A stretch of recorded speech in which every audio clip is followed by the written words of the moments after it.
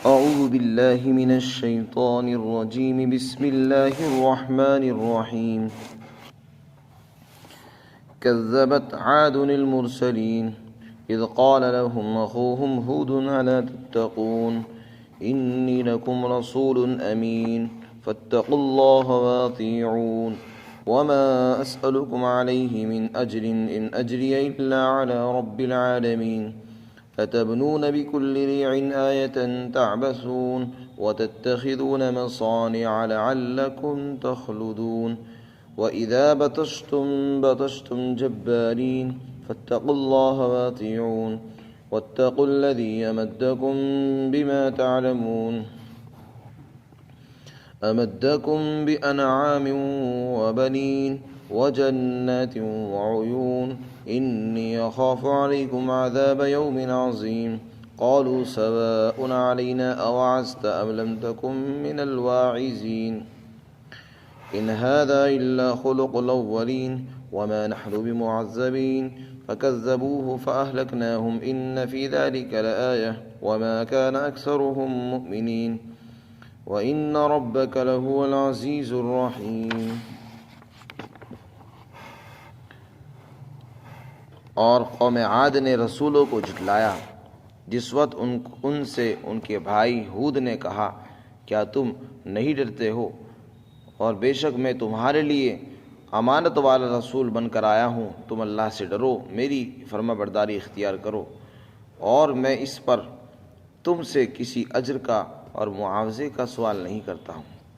میرا اجر و ثواب تو رب العالمین کے ذمے ہے.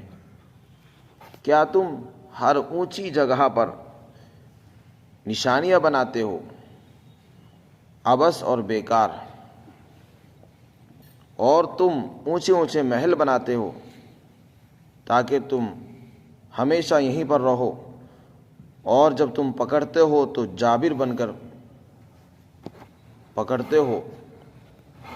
اور تم اللہ سے ڈرو، میری فرما برداری اختیار کرو اور اس اللہ سے ڈرو جس نے تمہاری امداد کی ان چیزوں کے ذریعے جن کو تم جانتے ہو، اور اس نے تمہاری امداد کی چوپاؤں کے ذریعے اور بیٹوں کے ذریعے سے اور باغات کے ذریعے اور چشموں کے ذریعے، اور یقیناً مجھے تم پر ایک بڑے دن کے عذاب کا اندیشہ ہے. انہوں نے کہا کہ ہمارے لیے برابر ہے کہ تم ہمیں سمجھاؤ یا تم نہ سمجھاؤ، یعنی آپ ہمیں نصیحت کریں یا نصیحت کرنے والوں میں سے آپ نہ بنیں، دونوں باتیں ہمارے لیے برابر ہیں. اور یہ اس کے سوا کچھ نہیں ہے کہ یہ پہلے لوگوں کی عادت رہی ہے اور ہم لوگ عذاب میں مبتلا نہیں کیے جائیں گے. چنانچہ ان لوگوں نے حضرت ہود علیہ السلام کا انکار کیا تو ہم نے ان سب کو ہلاک کر دیا. یقیناً اس واقعے کے اندر بھی عبرت اور نشانی ہے، لیکن اکثر لوگ ایمان لانے والے نہیں. اور آپ کا پروردگار زبردست ہے اور بہت مہربان ہے.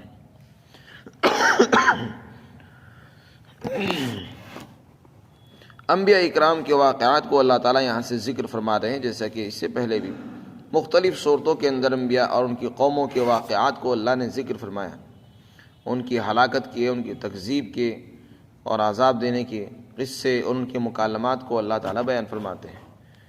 یہاں بھی اللہ تعالیٰ نے حضرت ہود علیہ السلام اور ان کی قوم عاد کا ذکر فرمایا. اللہ تعالیٰ نے جیسے بہت سی قومیں پیدا فرمائی ہیں، ان میں ایک قوم تھی جس کا نام تھا قوم عاد. یہ بھی بڑے طاقتور، بڑے ڈیل ڈول والے، بڑے بڑے جسموں والے انسان تھے. سورہ فجر کے اندر ان کے متعلق اللہ تعالیٰ نے ارشاد فرمایا لم یخلق مثلھا فی البلاد، کہ ان کے جیسا کوئی پیدا ہی نہیں ہوا تھا. ایسے پیدا کیے گئے تھے، لمبے لمبے قد والے، لمبے لمبے جسموں والے تھے. لم یخلق مثلھا فی البلاد وثمود الذین جابوا الصخر بالواد. سورہ فجر کے اندر ان کا تذکرہ آیا ہے. اسی طرح سورہ انبیاء کے اندر سورہ ہود میں اللہ تعالیٰ نے ان کا ذکر فرمایا. تو یہ بڑے طاقتور تھے، فنکار تھے، عمارتیں بناتے تھے. اونچے اونچے پہاڑوں پر، اونچی اونچی ٹیلوں پر یہ تفریح کے لیے عمارتیں بنا دیا کرتے تھے جن کا کوئی مقصد نہیں تھا، نہ وہاں رہنا ہوتا تھا، صرف تماشے کے لیے، کھیل کود کے لیے، تفریح کے لیے بنایا کرتے تھے، اور اپنے رہنے کے لیے اونچے اونچے مضبوط محل بناتے تھے، ایسے محل بناتے جیسے کہ ان کو ہمیشہ یہیں پر رہنا ہو۔ تو حضرت ہود علیہ السلام کو اللہ نے ان کے پاس نبی بنا کر بھیجا جو انہی کے خاندان میں سے ایک آدمی تھے۔ قرآن نے فرمایا کہ اخوہم، جو ان کے خود بھائی تھے، یعنی برادری میں ان کے بھائی لگتے تھے، ان کو اللہ تعالیٰ نے نبی بنا کر بھیجا اور ان سے کہا کہ تم اللہ سے ڈرو۔ کیا تم اللہ سے نہیں ڈرتے ہو؟ اور دیکھو میں رسول بن کر آیا ہوں اور میں امانت دار ہوں، یعنی میں تمہارے لیے خیر خواہ بن کر آیا ہوں، تمہارا بھلا چاہتا ہوں اور امین ہوں، میں تمہارے نفع کے لیے آیا ہوں۔ تم اللہ سے ڈرو، میری بات مان لو، تم کامیاب ہو جاؤ گے، ورنہ تم کو ایک بڑے عذاب کا سامنا ہوگا۔ اور یہ فرمایا مجھے اندیشہ یہ ہے کہ اگر تم نے بات نہیں مانی تو اللہ کا جو عذاب ہے ایک دن آئے گا، اس میں تم مبتلا ہو کر رہو گے۔ کہنے لگے ہمیں عذاب نہیں ہونے والا، ہمیں یقین ہے کہ ہم عذاب میں مبتلا نہیں ہوں گے، کیونکہ ہمارے پاس اتنی طاقت ہے، اتنا پیسہ ہے، اتنا علم ہے، ہنر ہے، کمالات ہیں، یہ بڑے بڑے اونچے اونچے محل مکانات ہیں، ان کے ہوتے ہوئے ہم ہلاک ہو جائیں گے۔ یہ انسان کی بھول ہوتی ہے، اللہ تعالیٰ نے اس کو جس چیز سے پیدا کیا وہ اپنی حقیقت بھول جاتا ہے، تو اس لیے دعوے کرتا ہے کہ میں ہلاک نہیں ہوں گا۔ ان کو بھی گمان ہو گیا کہ ہم تو ہلاک ہوں گے ہی نہیں، کیونکہ ہم نے اتنے مضبوط بنا دیے مکان کہ اس میں کیسے بھی طوفان آئے، آندھی آئے، ہم گر ہی نہیں سکتے۔ پھر حضرت ہود علیہ السلام نے ان سے فرمایا کہ دیکھو میرا کوئی مقصد نہیں تم سے، نہ میں تم سے کوئی نفع چاہتا ہوں دنیاوی، نہ مال چاہتا ہوں، نہ روٹی چاہتا ہوں، نہ کپڑے چاہتا ہوں، کچھ نہیں چاہیے مجھ کو۔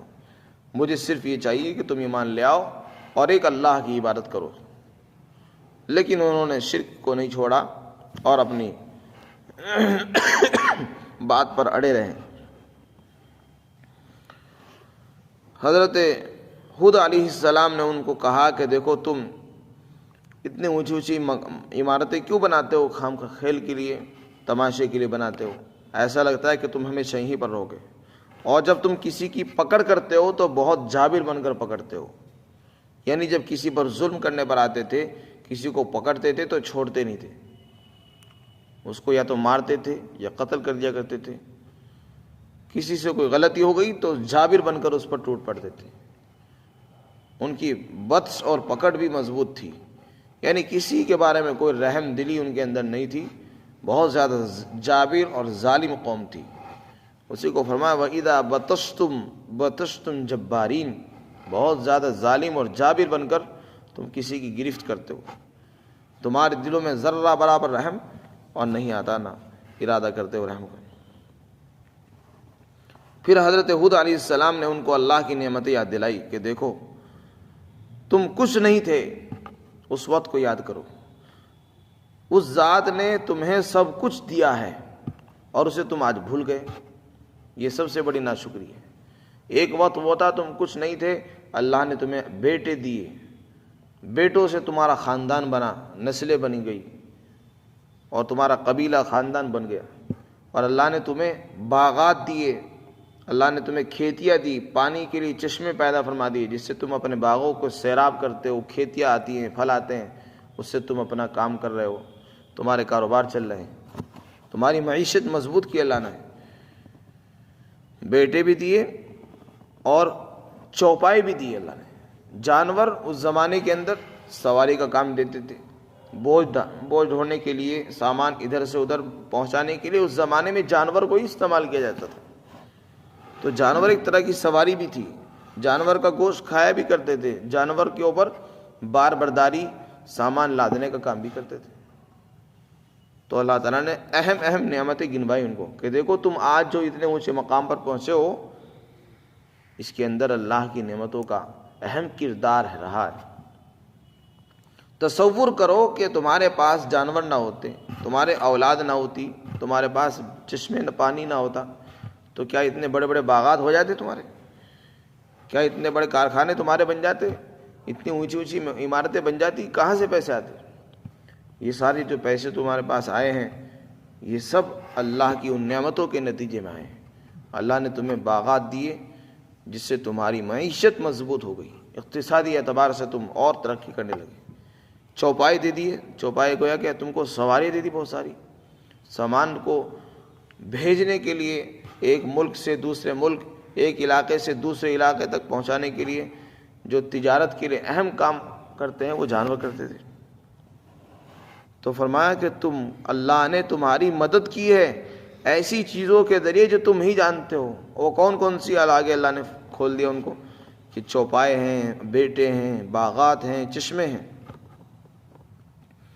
لیکن ان سب کے ہوتے ہوئے تم اللہ کو بھول گئے جس نے سب کچھ دیا تھا. مجھے ڈر یہ ہے کہ ایسا نہ ہو کہ تم ادا میں مبتلا ہو جاؤ. انہوں نے صاف طور سے آپ کی بات کا انکار کیا اور یہ کہا کہ ہمارے اوپر کوئی اثر پڑنے والا نہیں تمہاری نصیحت ہوگا. تم ہمیں سمجھاؤ یا نہ سمجھاؤ ہم ماننے والے نہیں ہیں، نہ ہم اپنی بات سے ہٹنے والے ہیں. ہم تو اپنی بات پر اٹل ہیں اور اسی پر جمے ہوئے وہاں سے ہٹیں گے نہیں.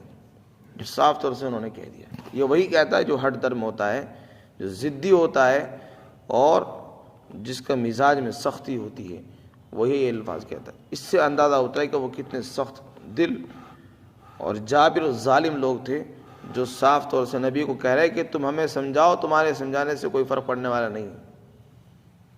اور پھر ساتھ میں یہ بھی کہہ دیا کہ یہ سمجھانا کوئی نئی بات تھوڑی، یہ تو پرانے لوگوں کی عادت رہی ہے کہ وہ لوگ سمجھاتے آ رہے.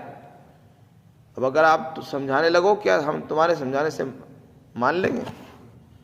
تو یہ تو پہلے لوگوں کی عادت رہی ہے کہ ہر آدمی اپنے آپ کو دوسروں کو سمجھاتا رہا.